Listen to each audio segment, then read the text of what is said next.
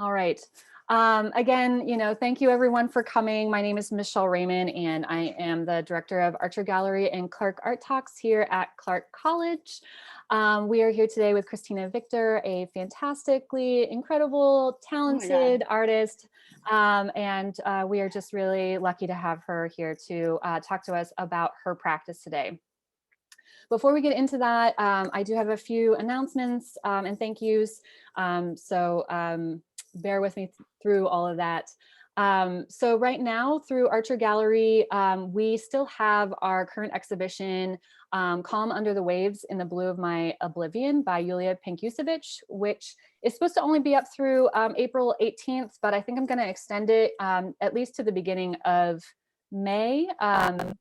While we end up putting together our next exhibition, which is actually our Art Student Annual 2021, which is one of my favorite events of the year. All of you Clark art students that are out there, I would definitely encourage you to apply. Definitely look to your emails for applications for that and different, kind of submission guidelines and things like that. But that should be coming out in the next week or so. Beyond that, we have 2 more Clark Art Talks after today's. We have the next one is Richard Tinkler, who is an incredible New York City painter, and he's just kind of blowing up in the art scene right now. So I feel really excited and lucky to also have him coming in. He makes really fabulous geometric abstract paintings with incredible use of color and design. I think you all will totally dig his work. And then the next one is going to be after that, May 14th with Tamara Seal. And I don't know, Christina, if you know Tamara or not. She was in the year after me at SFAI. I don't know. She's really incredible, an incredible sculptor and installation artist. She works also a lot with color and light. So come back for that as well. And then of course, the Art Student Annual will be happening in June through the summer. So that'll be really exciting. The opening reception for the Art Student Annual will be June 4th. I officially have that on the calendar. We have a super special guest speaker coming for that too, for that celebration. I'm not going to tell you who it is yet, but it is incredible and really awesome. So absolutely come back for that. If you're in the show or you're not in the show, come back for that. Check out your peers' work. If you're a Clark student and hear the guest speaker talk, it's going to be great. All right, so lots to look forward to in the next couple of months. And then I would love to say some thank yous. Thank you first, of course, to Cristina for being here. And then also thank you to the associated students of Clark College, ASCC, especially Darcy Fighter and Sarah Gruler for all of your help and support with Archer Gallery and Clark Art Talks and our programming and funding for this year. We wouldn't be here without you.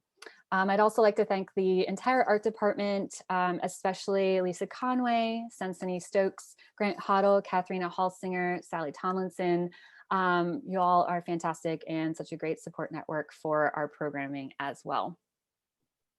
All right, so with all the thank yous out of the way, I'd like to introduce celebrated artist and maker Cristina Victor. I've known Cristina and her work for maybe a decade now. We both went to the San Francisco Art Institute together. I've been a fan of Cristina's work since then. It is brave and powerful, full of charged ideas and energy, not dissimilar from Cristina herself. As a proud Cuban-American interdisciplinary artist. I love you. I think you're fantastic. It looks great. I love you. Cristina's work pushes boundaries conceptually and materially, seemingly without fear, and celebrates her personal narrative and identities. Cristina has an MFA from the San Francisco Art Institute and a BA from Sarah Lawrence College.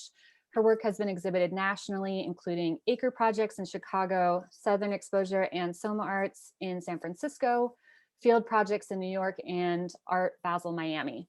She's been an artist in residence at Bemis Center for Contemporary Arts, Signal Fire in Portland, Acre Residency, and been a Vermont Studio Center Fellow. Cristina's work has been published in the LA Weekly, Hyperallergic, the SF Examiner, and the East Bay Express. It is my pleasure to host Cristina today from sunny Southern California. Please help me welcome renowned artist Cristina Victor. Thank you, Michelle. I think the highlight of my year is like seeing renown next to my name in press. So it's very generous of you. Thank you. I appreciate it. I just want to start by saying I have a special love for community college students because I was one myself, and I worked as an advisor for many years. And so I really respect that path. I know how much can happen in those 2 years, or whether it's 2 or 4 years, and those spaces are really important. And I also know that they tend to have really amazing faculty that care a lot about their students. And so I really kind of had community college students in mind when I was tailoring this talk, because I think this is for you guys, because I was one of you at one point. So let's share this screen. How do I do this, Michelle? Hit share screen. Right. There we go.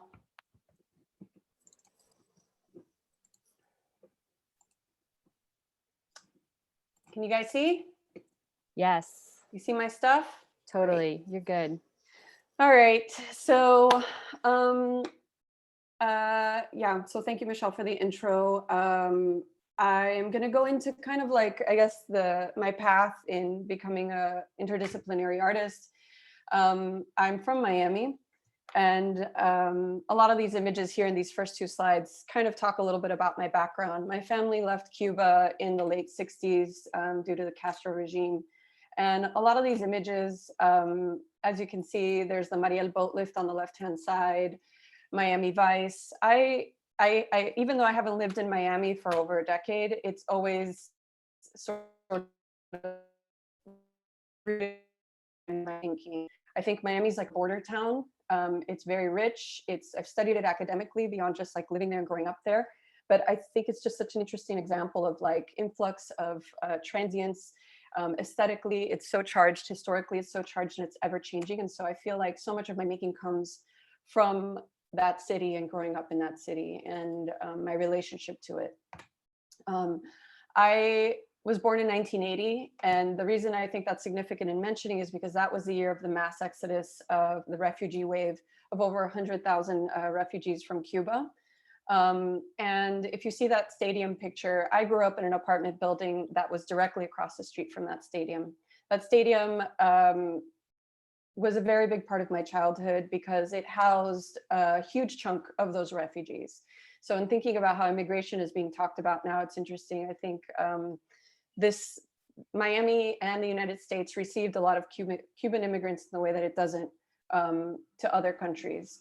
And many of them were housed in this space that was directly across the street from where I was growing up, and which was already a densely Cuban kind of ghetto and community already as it was.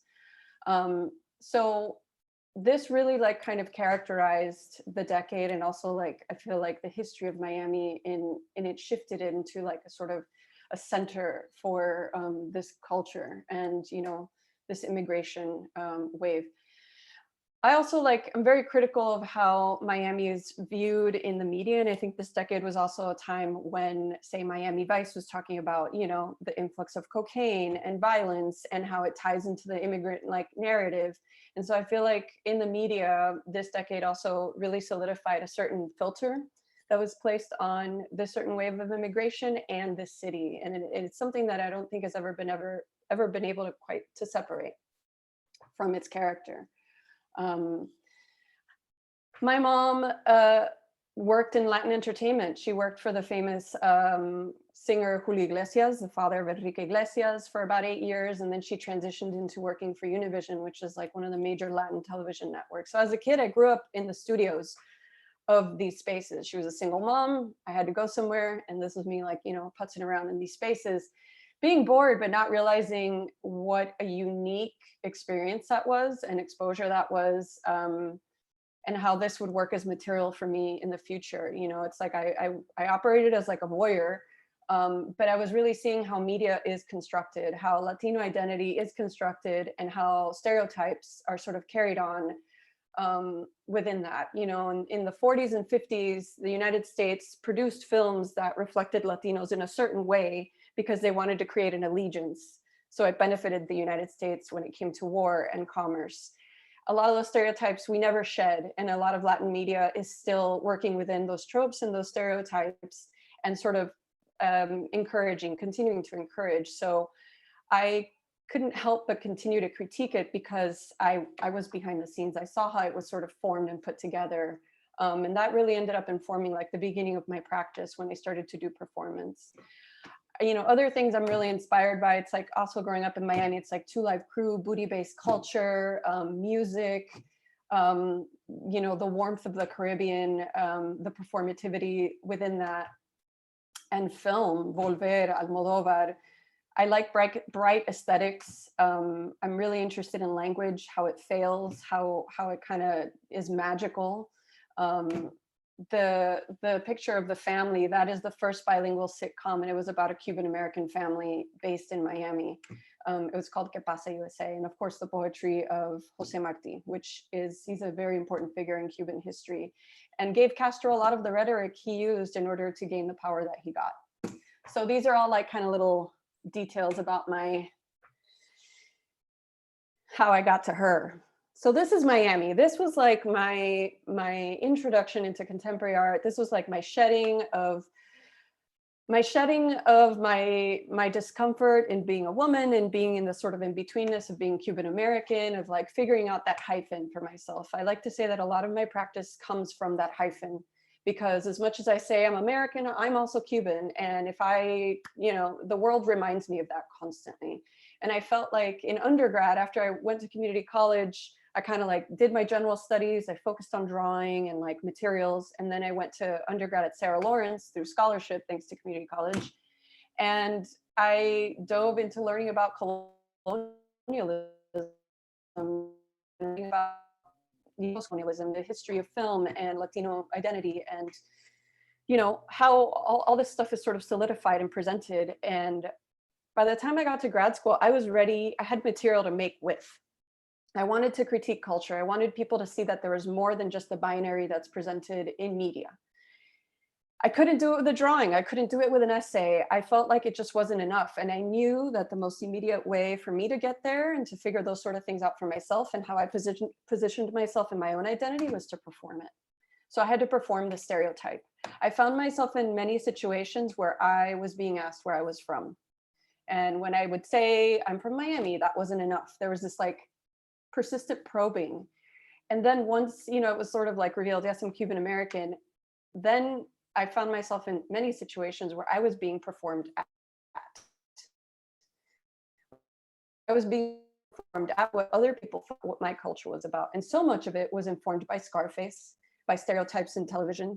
Hey, I'm Cuban, I found myself in so many situations like that where I was like, this is the route. I want to critique this. I want people to see that this is a moment where they have to kind of reflect where these definitions are coming from and how inappropriate it is and how culture is talked about in within this otherness. And so I had to embody the other.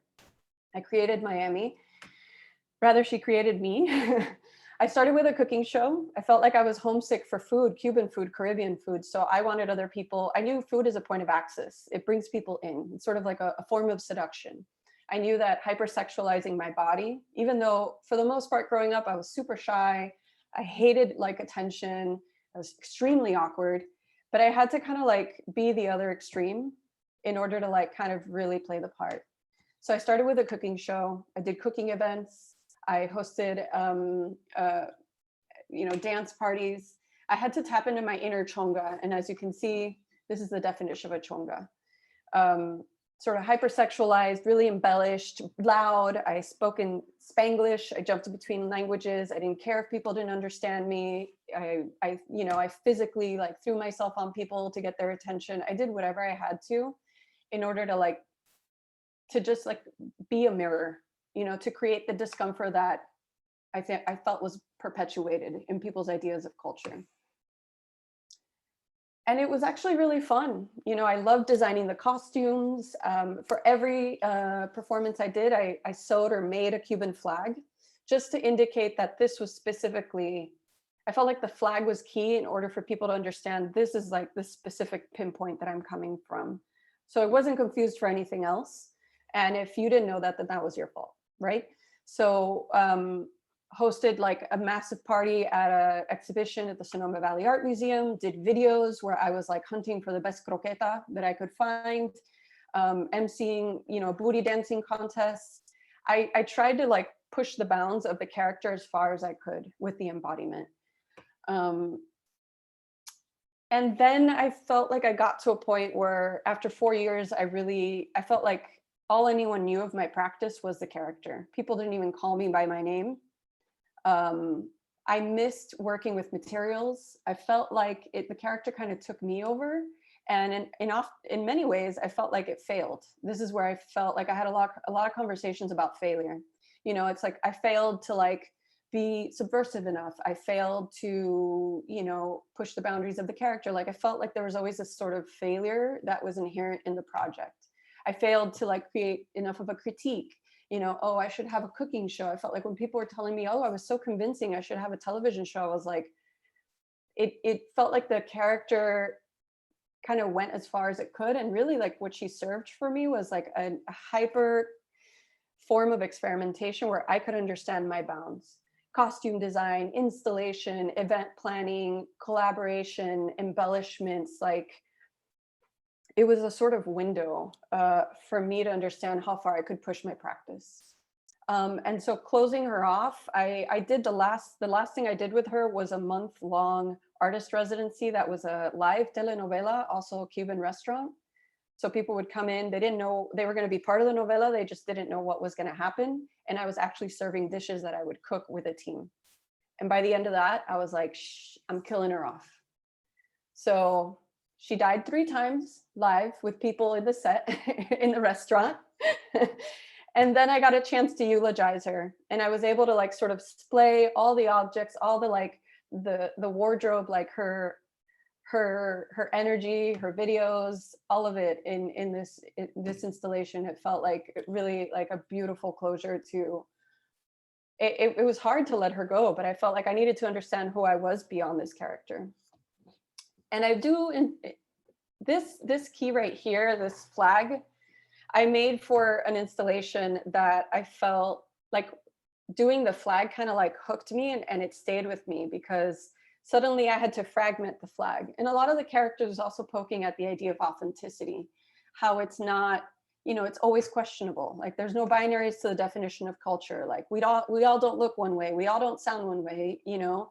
And so pulling the flag together as an element, so it's the suspended meaning together, felt like that was a window into how I could keep talking about identity.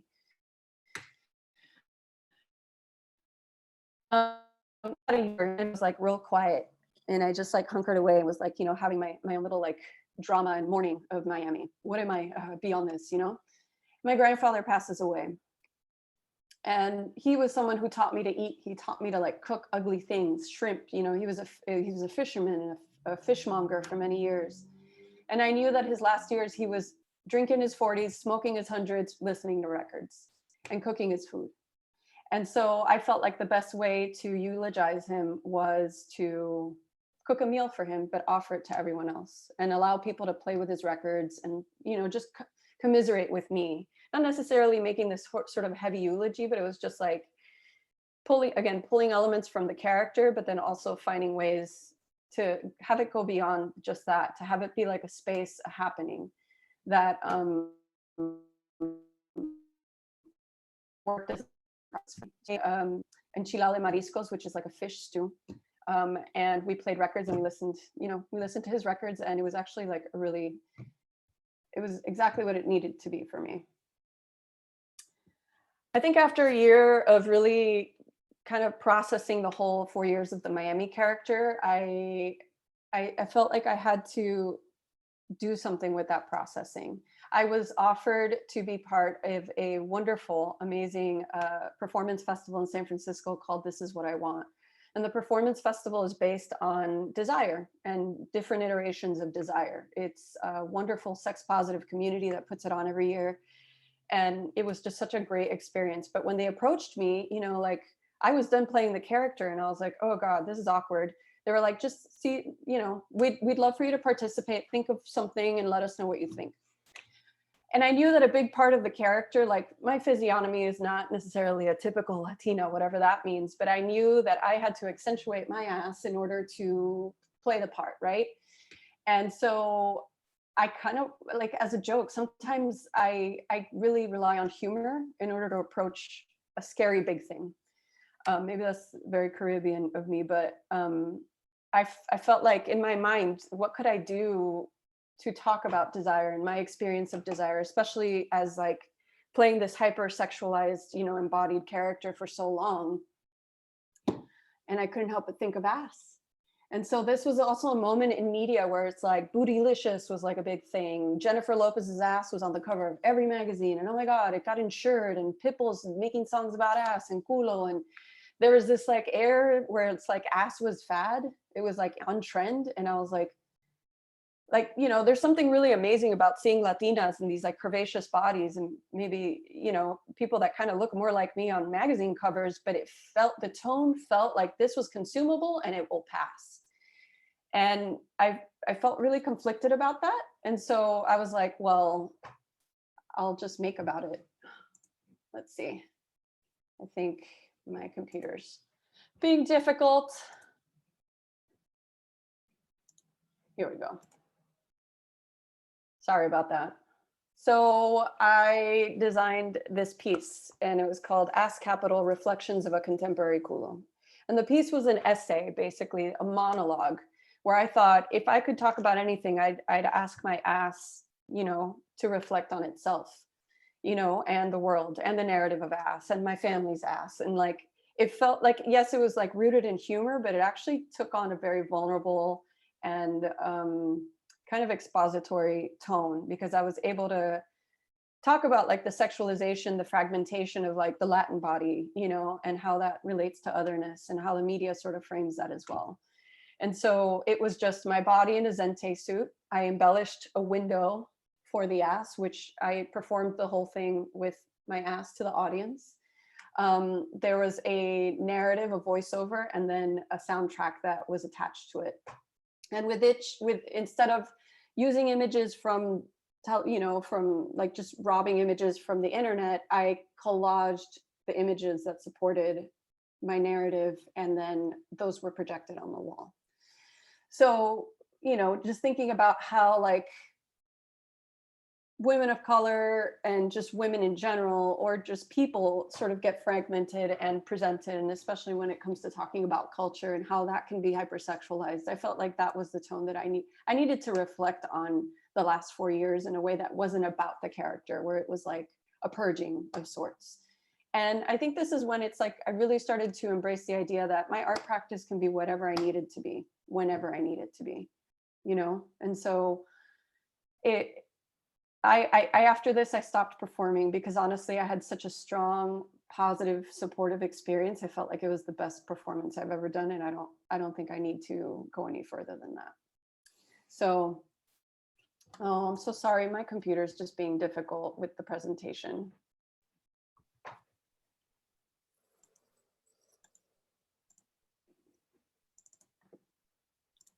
Okay.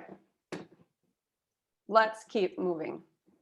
Where am I? Why is this not? I'm having technical difficulties.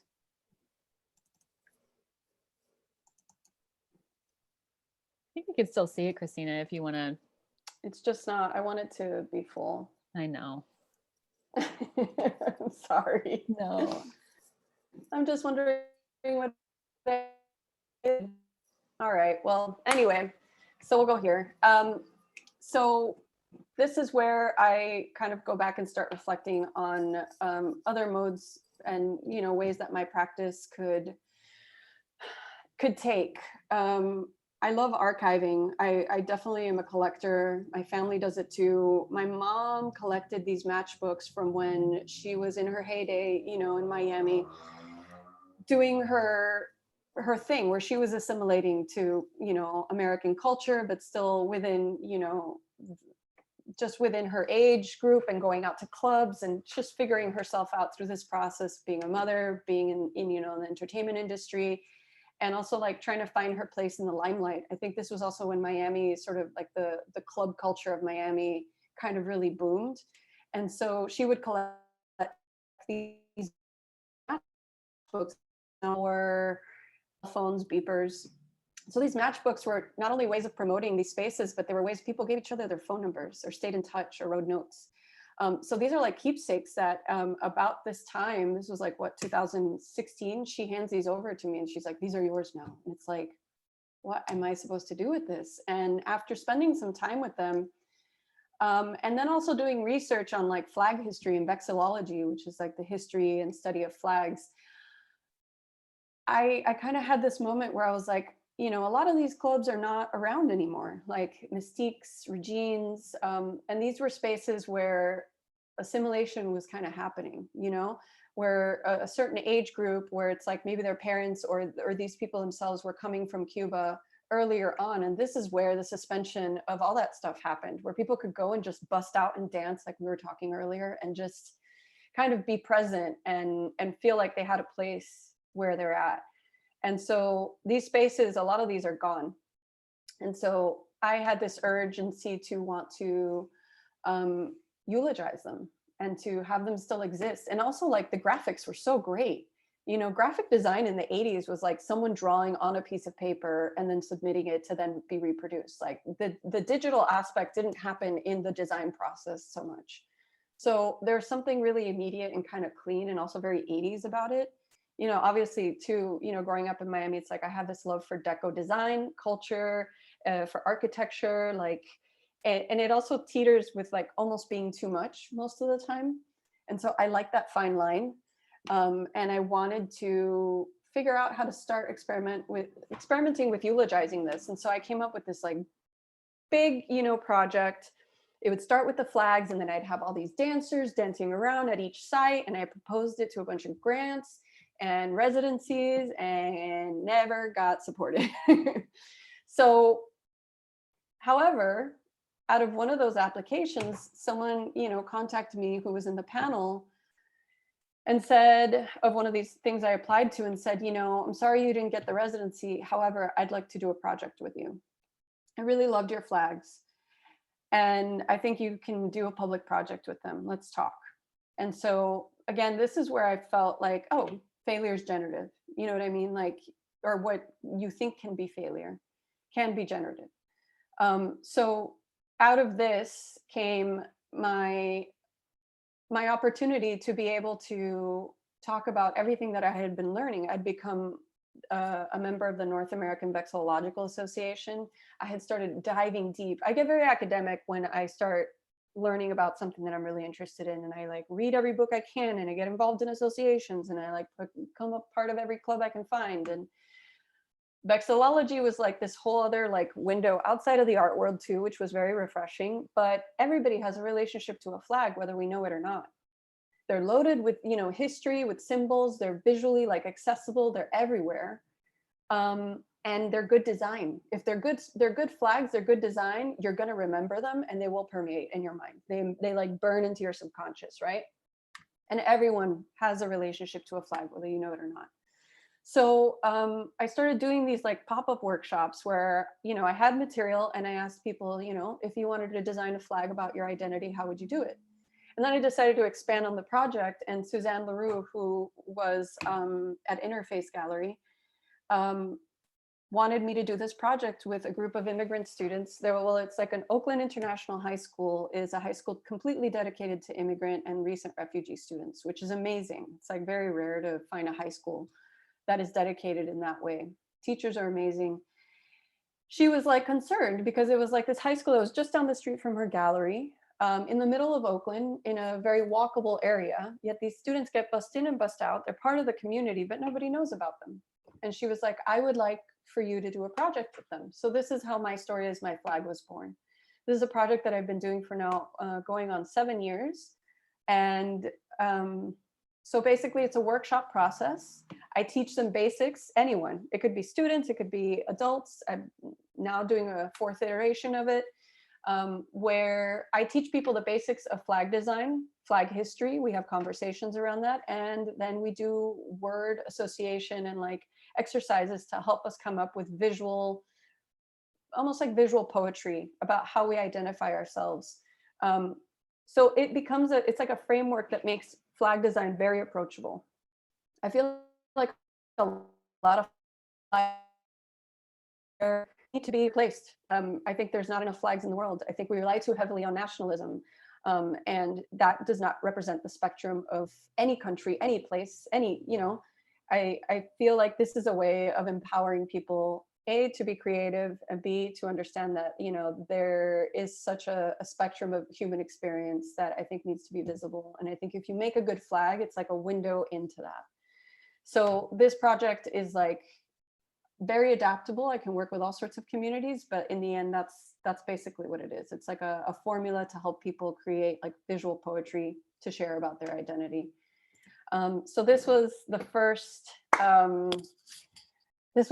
production. This was with the Oakland International High School. And so also with so they worked in groups, and a lot of these students weren't from the same place. Some of them from Yemen, Guatemala, Mexico, places. And it was interesting to work with teenagers. Not only that we're teenagers, because teenagers are hormonal, but they just had recently experienced something very intense, and they're just trying to go on about their lives, but they're also trying to process that. They're trying to learn a new language. A lot of them, their first language was not English, and still struggling with that, but they came together in groups and created these really powerful images. I also invited the professors to design flags as well, so they're in there as well. And with each of these flags, with each of these projects, I always create like a rule breaker flag. So there's always a flag for the project. And so if you see the fourth one on the bottom row, that's the rule breaker flag. This is what they look like hung. These were more banners, and they were installed on a main street in Temescal in Oakland. And so then people can do a guided walk. And on the website, www.mystoryismyflag, you can see the meanings for all the flags of each iteration of the project. With another SFAI alum, Lacey Haslam, I was invited to go to North Carolina to work with a group of community members to do the same thing. So instead of working with children, this time I worked with community leaders, people who are really advocating for, inclusivity, people who want more visibility in their community. This was like a year. I mean, this is a town that has a Confederate monument in the middle of it. And like maybe a year before had like a Confederate, Sons of the Confederacy march happen. So this was a community that really wanted visibility in a generative way. And I'm still grateful that I was, it's very delicate to come into a community. And I think this is an issue with social practice, is sometimes it's problematic. And ethnography is that, yeah, you can be invited into a community to do a project and walk away and be like, I did this community project, but then what's the lasting impact of that project? And that's something that I really want to think about. They hang their flags every year for Black History Month in their town. And so, or some of them, like everyone keeps their flags. So some people fly their flags outside their homes, or, they have various uses for the flags, but the idea is for this to carry on beyond the project and beyond me. I act more of as a facilitator to the project. So I'm always so grateful to be invited to these spaces. This is, so you can see they work on their workbooks, and then once they finalize their designs, they do a collage of it. The one on the left is Tish. She designed this flag to talk about her experience with domestic violence, the resilience, behind her experience and other people's experience. She just really wanted a powerful flag that displayed movement, and each color and each element in every flag is very loaded. And on the right, this flag, this is where it hung on the town square in their main street in Saxe-Baja. Her flag was about her mother's immigration from Barbados, her experience of being an immigrant, and sort of the rising. The sun is meant to, display a sort of rising beyond that experience too. You guys seeing okay? So Archive of Creative Culture, they have the Archive Argosy.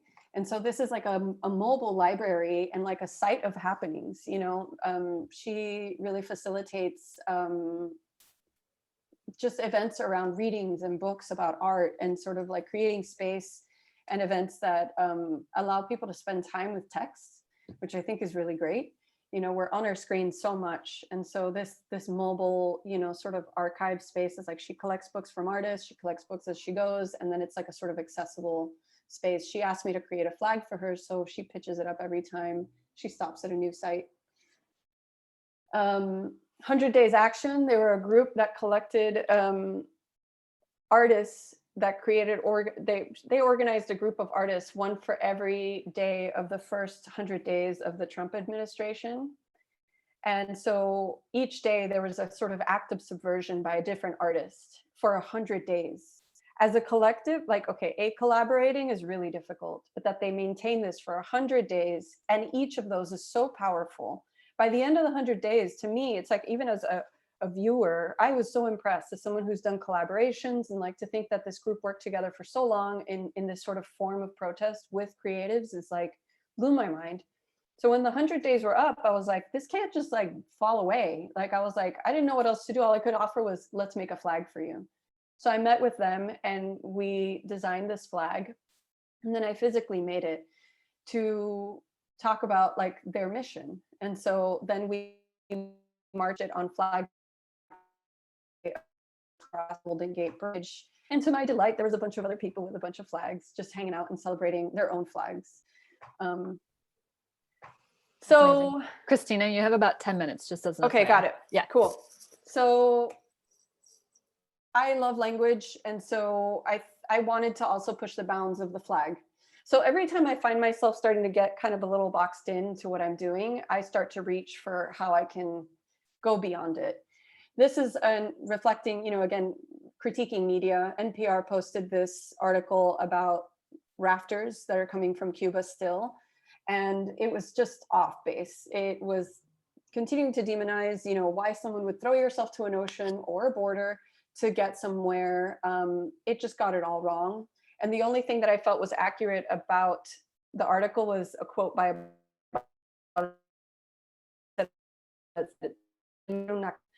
and so it sounded like poetry, and it's in its complexity. It felt like that was the most accurate way to talk about this. This piece was done with scraps from the other projects and a repurposed sail.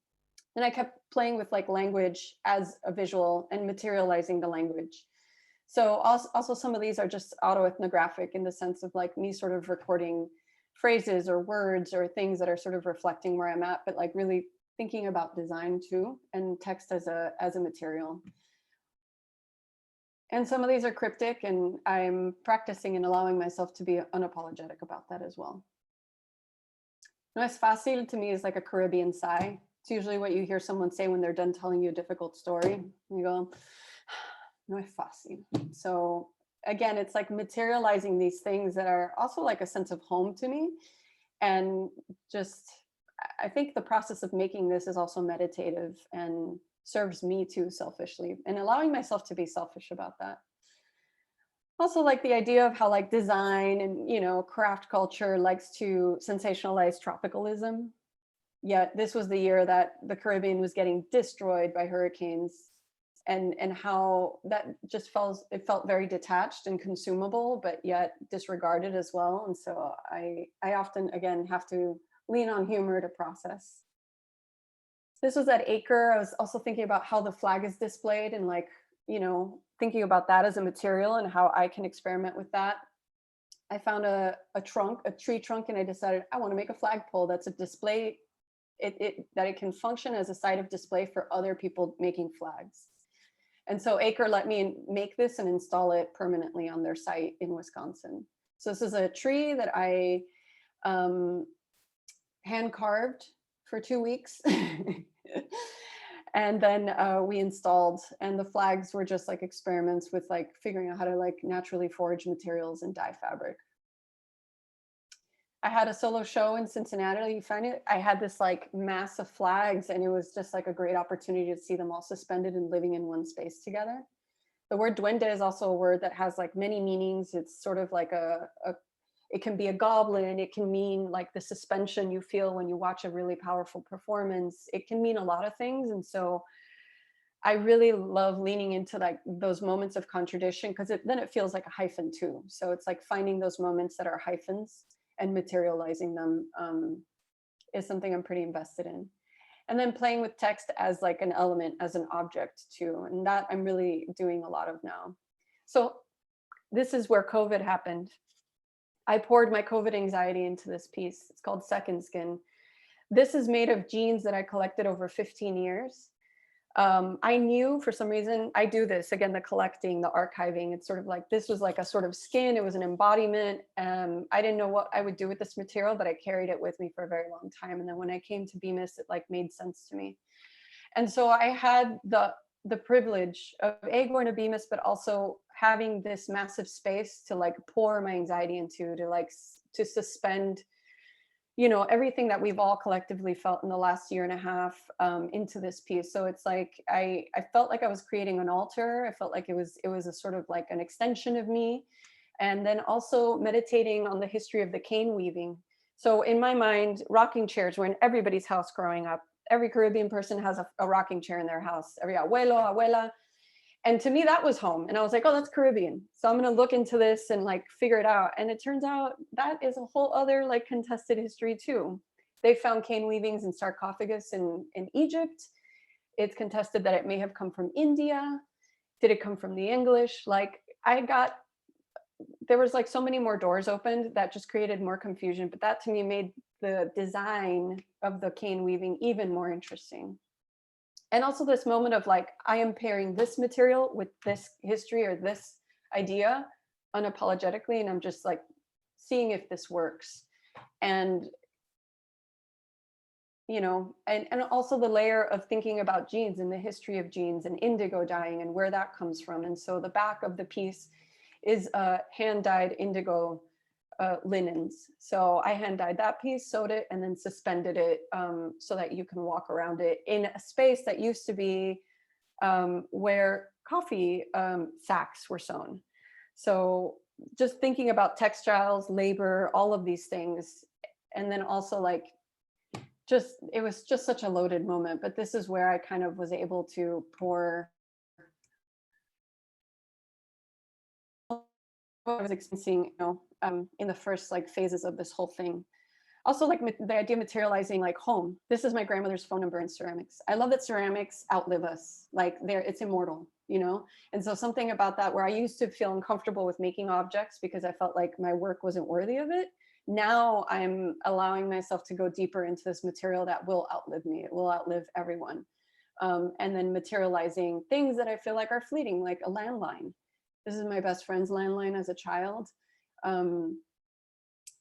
Experimenting with those sort of things. And then my dog, I like being vulnerable with my work too, going back to being auto-ethnographic. My dog passed away right before COVID. You know, again, it's like immortalizing and just finding like seeds to like make your work. Like you don't have to be apologetic about it. You don't have to like everything.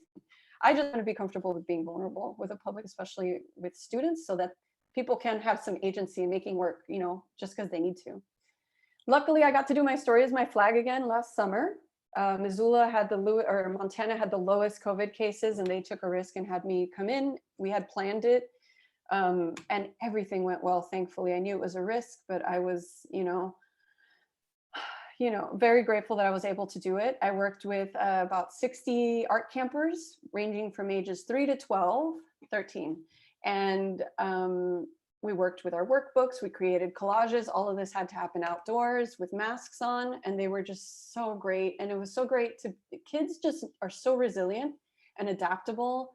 And, you know, it was just wonderful to be teaching again, and also be in this sort of mindset of like, we will adapt to what's happening. We will find a way to enjoy it. You know, it's summer.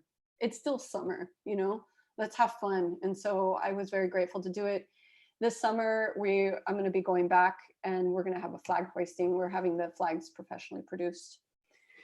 The Union for Contemporary Art is an amazing arts organization in Omaha. I was scheduled to do My Story is My Flag with them, and then COVID hit, so it was canceled. But they were wonderful enough to be like, hey, you know what? We can't work with the kids, but you can work with us. And this was my first Zoom situation. So we had meetings, and they were like, we want you to design a flag for us.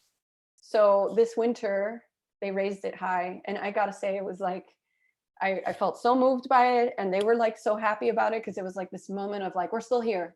We're all still here, you know? And I think that's also why I still have this like attachment to flags. I feel like they they extend and they can do something that we can't in a way that's like very visible. And I think it's still really powerful. Finally, and then I'll stop talking.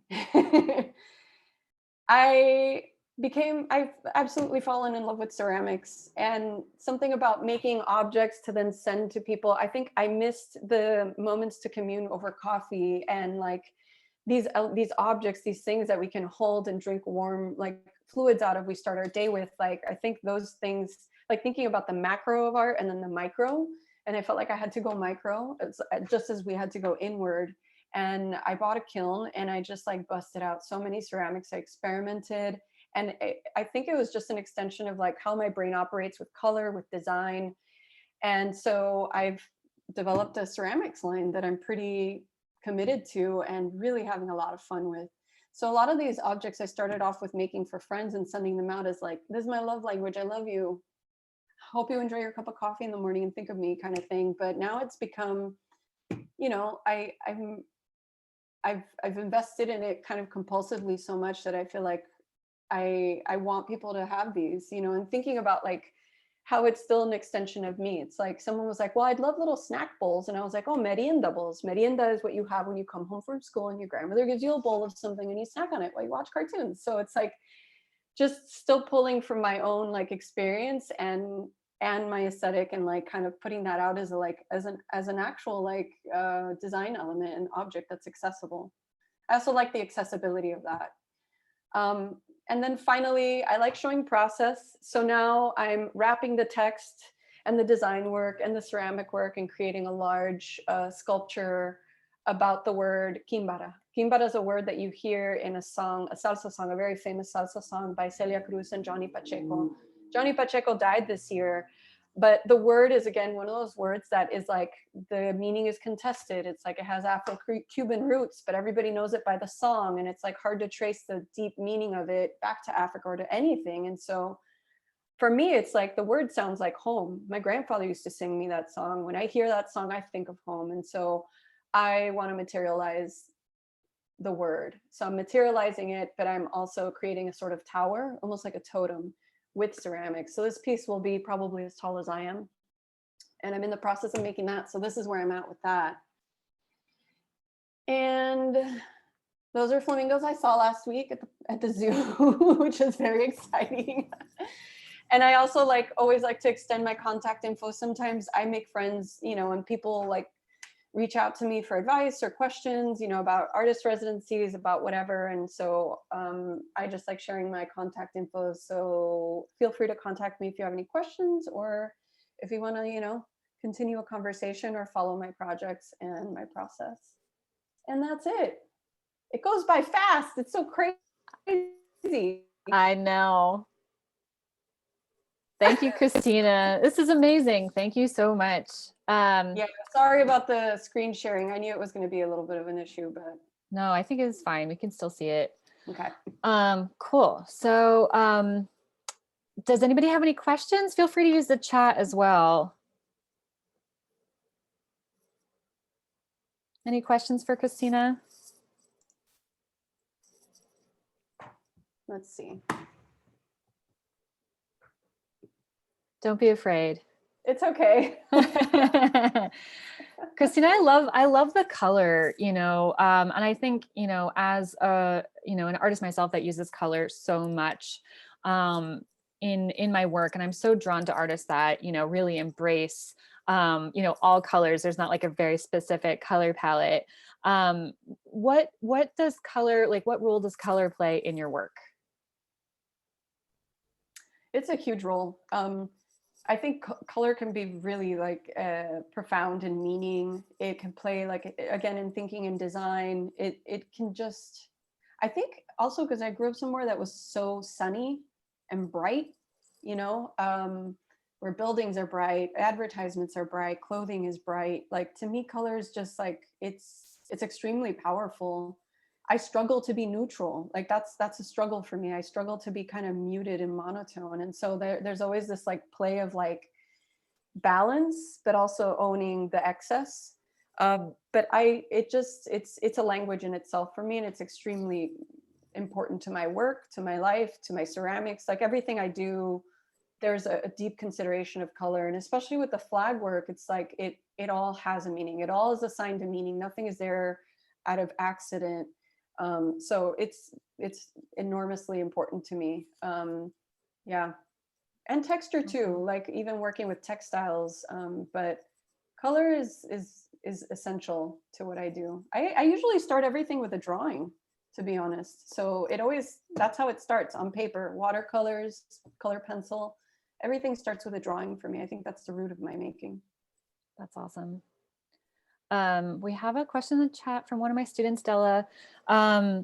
She's asking, what is your favorite project you've ever done, or do you not have one? Favorites are always so hard. I really, I mean, My Story is My Flag project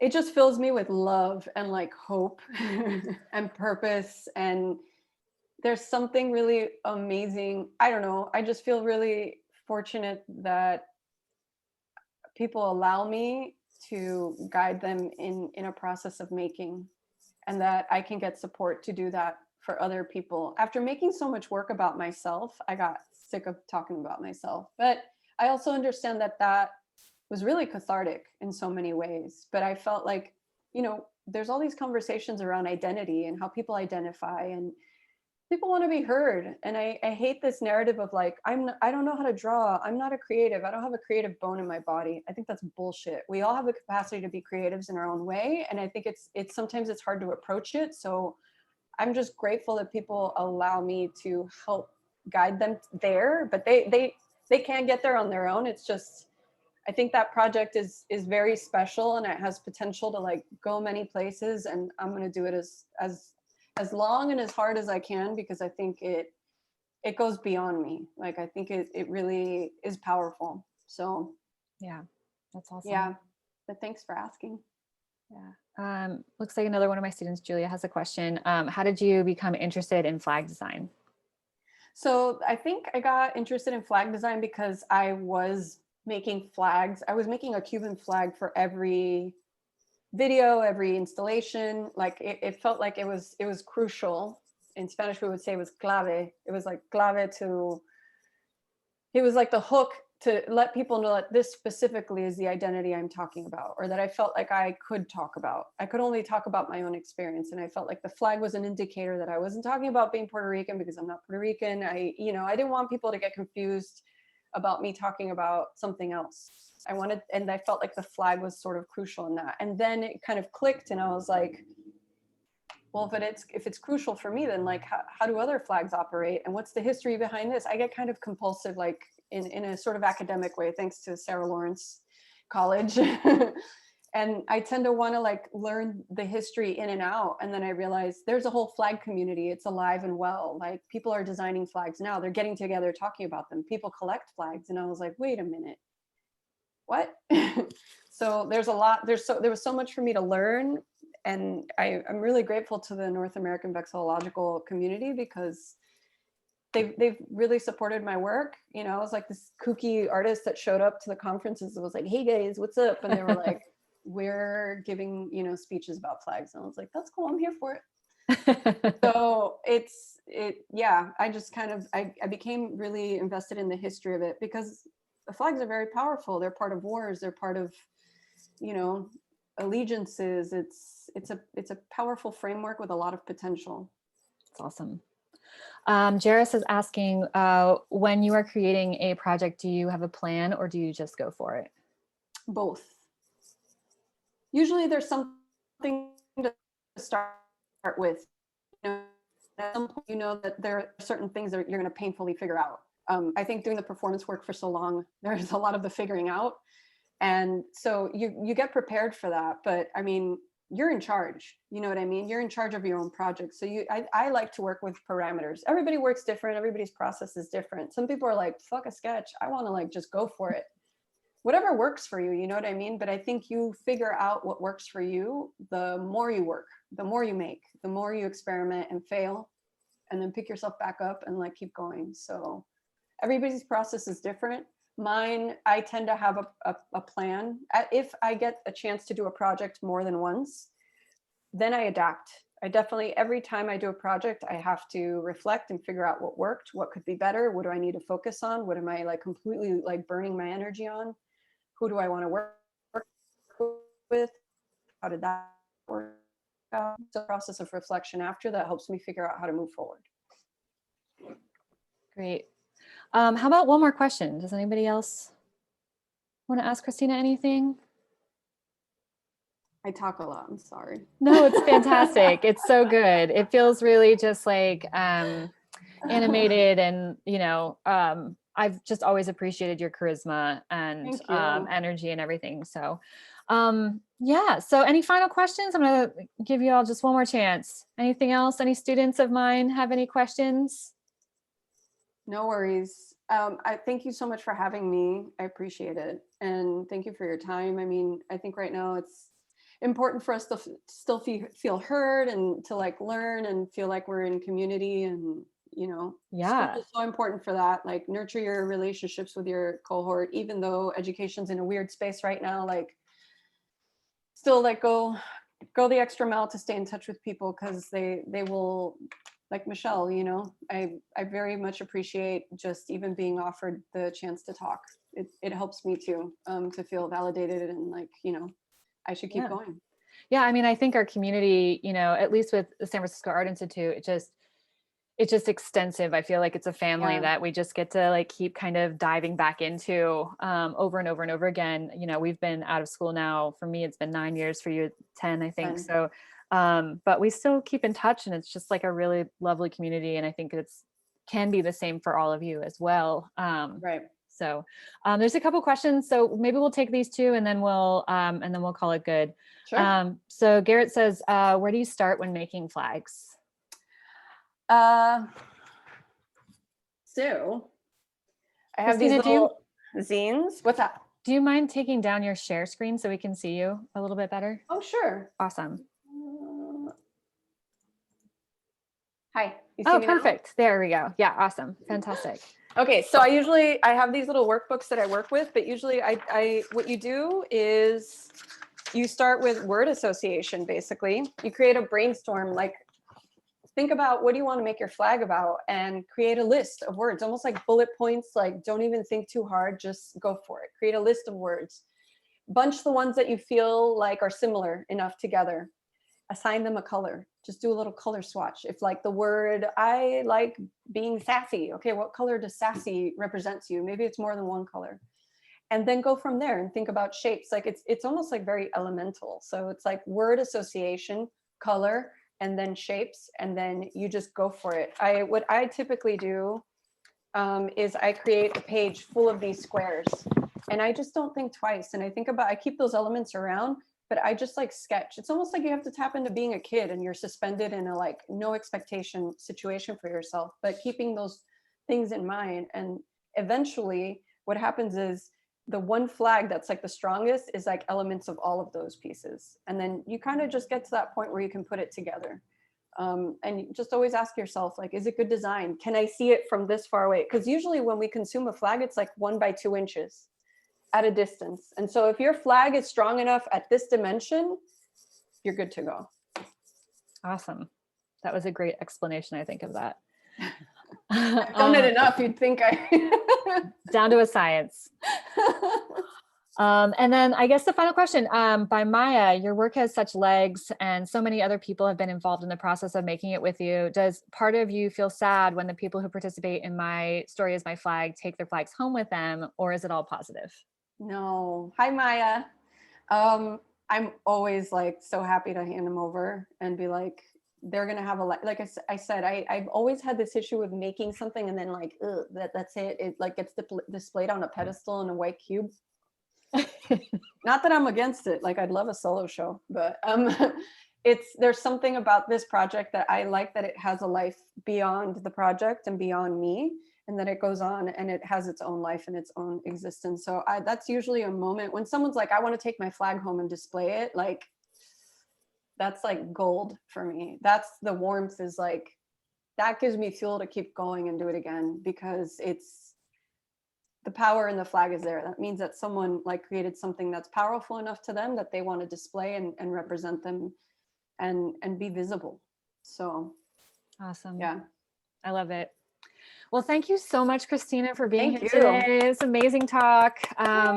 Thank you so much you. for sharing all of your practice and work with us. I really appreciate it. Make sure for everybody check out the current exhibition that is up right now at archergallery.space. Come back in 2 weeks, check out Richard Tinkler's Clark Art Talk, also at noon, and then Tamara Seal 2 weeks from then, okay? Any questions, feel free to get in touch with me. And otherwise, I'm looking forward to our next art talk. And again, thank you, Christina, and thanks for everybody for coming. It's lovely. Bye, guys. Thanks. Bye, everyone. Thank you. Thank you.